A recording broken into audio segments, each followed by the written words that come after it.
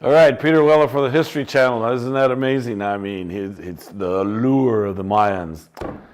You know, the whole idea, we have to understand about historical artifacts and the archives. What Diego de Landa understood is you need to destroy, you need to rob, you need to loot the archives. Because when you take away the history, then you take away the identity of the population. New histories have to be written favoring the conquerors. So historical revision introduces us to the prejudices, creating a distinction between us and them. And now I want to address this because what the film talks about, even though it's saying all of this greatness of the Mayans, was guess what? And despite all of the talk of decimation, despite all of the talk of annihilation, despite all of the talk of 90% of the population was disappeared, yes, Native peoples had to deal with this annihilation and decimation, but you know what? We're still around. We haven't left. And the Mayans are still from Honduras all the way into the Yucatan.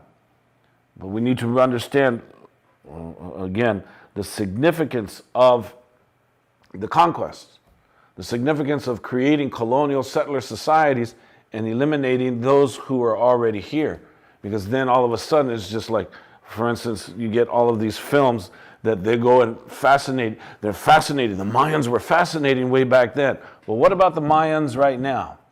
What about all those children that are on the border right now trying to find some kind of escape from all the violence that the United States has been created in Central America that causes them to come up north? What's going on along the border right now with this administration that is separating children from their families? That's the Mayan. Those are Mayan peoples. They're still around. We're still here. We have not left. So welcome to the Chicano experience. Again, like I shared with you, historical revision introduces the prejudices, and the prejudices continue into this day, even with films like this. They're fascinating, but you have to understand the underlying feature here. Peter Weller might be amazed at the Mayans, but what about the Mayans today? Where are the Mayans today? What's happening to them? And this is very important because there's many Spanish spiritual leaders who were involved in the exploitation of native peoples, and they served very important political roles. And so there's names like Franciscan Juan de Zumarraga. He was the first bishop of Mexico, and the guy was supervised large concentrations of native labor forces. He was most ruthless.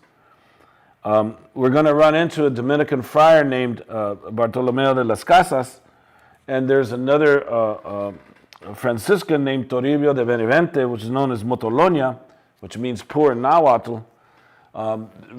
You do get priests who kind of come to a revelation saying that this is not right, and they became defenders of native rights.